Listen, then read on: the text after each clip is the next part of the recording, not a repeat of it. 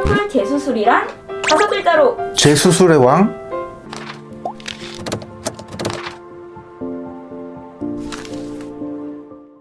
안녕하세요. 스노우원 백승호 원장입니다. 오늘은 쌍꺼풀 재수술에 대해서 알려드리려고 하는데요. 쌍꺼풀 재수술할 때 중요한 점, 그리고 꼭 고려해야 될 점, 어느 병원이 쌍꺼풀 잘하는지 고르는 팁에 대해서 제가 알려드리려고 합니다. 쌍꺼풀 재수술을 고려하시는 분들은 크게 4가지 유형이 있어요. 첫 번째는 쌍꺼풀 비대칭인 경우, 두 번째는 흉터가 너무 심한 경우, 세 번째는 소세지가 너무 심한 경우, 네 번째는 쌍꺼풀 라인이 마음에 안 드는 경우, 이렇게 4가지가 있습니다. 비대칭인 경우는 사람 눈이 좌우가 다르기 때문에 누구나 가질 수 있는 비대칭인데 그게 너무나 확연하게 차이가 나는 경우, 그런 경우에는 한쪽을 낮추거나 한쪽을 높이거나 해서 비슷하게 만들어 드릴 수가 있고요. 흉터가 심한 경우는 흉터도 여러 가지가 있죠. 흉터가 넓은 경우, 함몰되는 흉터가 있는 경우, 이렇게 지그재그로 이렇게 삐뚤빼뚤한 흉터가 있을 수 있는데 그런 경우에는 흉터를 제거해야지 좋아질 수 있어요. 소세지가 심한 경우는 쌍꺼풀 고정이 너무 심해서 생기는 현상들인데 그거는 기존의 쌍꺼풀을 지워야 돼요. 지우고 다시 만들어야지 좋아질 수 있습니다. 쌍꺼풀 라인을 바꾸고 싶어 하는 경우는 속쌍꺼풀을 겉쌍꺼풀로 만든다든지,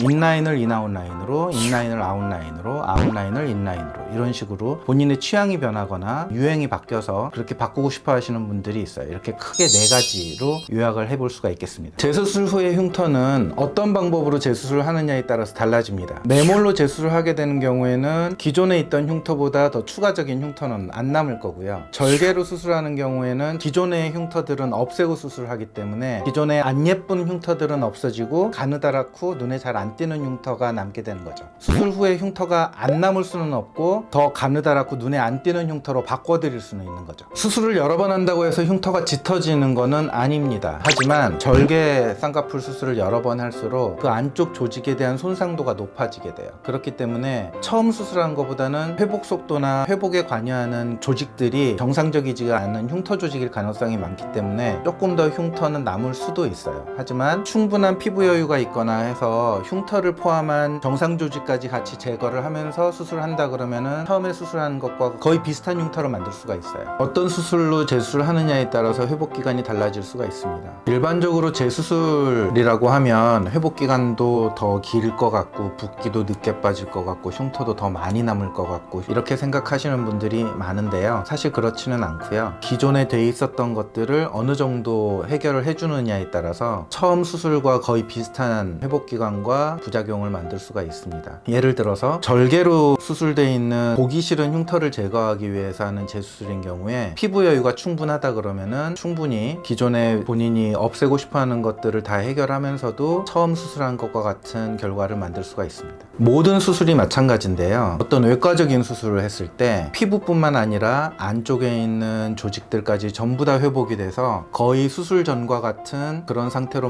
만들어지기까지는 6개월이라는 시간이 필요해요. 그래서 저희 병원에서는 6개월 이전에는 정말 심각한 문제가 아니면은 기다렸다가 수술하는 것을 원칙으로 삼고 있습니다. 자, 이 문제는 매몰법이 잘 풀린다라는 전제가 사람들 머릿속에 깔려 있는 것 같아요. 근데 사실은 그렇지는 않거든요. 매몰법으로 수술을 했을 경우에 풀릴까 봐서 꼭 절개를 선택하는 거는 잘못된 거고요. 매몰을 할 수 있는 눈 상태인지 아닌지, 전에 수술을 어떤 식으로 했든지 간에 지금 현재 상태에서 매몰을 할 수 있는 상태인지 미리 따져봐야지 되는데, 일단은 피부가 너무 두꺼우면 안 되고 눈 위에 아직 제거가 안 된 지방이 너무 많아서도 안 되고 눈 뜨는 힘이 현저하게 떨어져 있는 경우들도 사실 매몰법의 인디케이션은 아니에요. 그렇기 때문에 그런 경우만 아니다 그러면 라인을 높이고 피부 처짐을 조금 더 개선시키고 하는 데 있어서 매몰법으로도 재수술이 가능하고요. 그런데 만약에 쌍꺼풀을 내가 낮추고 싶다, 그렇다 그러면은 매몰돼 있는 쌍꺼풀 밑에다가 다시 매몰을 하는 거는 의미가 없어요. 그렇다고 해서 라인이 밑으로 접혀 들어가는 게 아니고 전에 있었던 그 라인으로 접혀 들어갈 거기 때문에 그런 경우에는 꼭 절개식 쌍꺼풀을 해야 됩니다. 재수술을 할 때요. 결론적으로 매몰법으로 수술한 경우에 그 다음번에 꼭 매몰을 하거나 절개를 하거나 그런 법칙은 없다는 거죠. 그때그때 상황에 따라서 그분이 원하는 것과 가능한 거를 맞춰보면 매몰로도 재수술이 가능하고 절개로도 재수술이 가능합니다. 제일 중요한 거는 이전에 쌍꺼풀 수술이 어떻게 돼 있느냐가 더 중요한 것 같아요. 그 전에 5번을 했냐 6번을 했냐 지금이 몇 번째냐 이거는 별로 중요한 문제는 아니에요. 매몰로는 아무리 수술을 많이 했어도 수술하기가 편하고요. 절개나 소세지나 속눈썹이 들려 보이거나 눈이 안 감기는 토안이거나 이런 경우에는 한 번만 수술했어도 수술하기가 너무너무 까다로운 경우들이 있어요. 그렇기 때문에 수술을 몇 번까지 할 수 있나요? 라는 질문은 정확한 질문은 아니고요. 전에 수술이 어떻게 돼 있느냐에 따라서 지금 현재 수술이 가능할 수도 있고 기다려야 될 수도 있고 불가능할 수도 있고 왼쪽 오른쪽을 완전히 다른 방식으로 완전히 다른 높이로 다시 해야 되는 경우가 생길 수가 있는 거죠. 그것도 역시 상담 후에 결정이 되는 부분인 것 같습니다. 재수술이라고 해서 특별히 부작용이 더 많지는 않아요. 숙련된 의사에 의해서 행해지는 재수술이라고 하면은 환자의 눈 상태에 따라서 여러 가지를 다 고려해서 최소한의 부작용을 만드는 수술법을 택할 거기 때문에 특별히 더 재수술이라고 해서 무조건 부작용이 더 많이 생기는 거는 아니라고 생각합니다. 다만 환자가 너무 많이 욕심을 내고 의사 자체도 의욕에 불타서 너무 많은 피부를 잘라낸다든지 너무 많은 근육을 당겨서 꼬맨다든지 피부가 모자라서 눈이 덜 감기는 경우라든지 근육을 너무 많이 당겨가지고 눈꺼풀이 밑으로 다 못 내려오는 그런 부작용을 겪으시는 분들을 보기는 봤어요. 근데 그런 것들이 안 생기도록 사전에 충분히 환자분의 기대치도 낮춰줘야 되고 현재 어느 정도 수준까지 가능한지를 잘 이해시키고 설득을 시켜줘야지 안전하고 자연스러운 눈을 만들 수가 있을 것 같아요.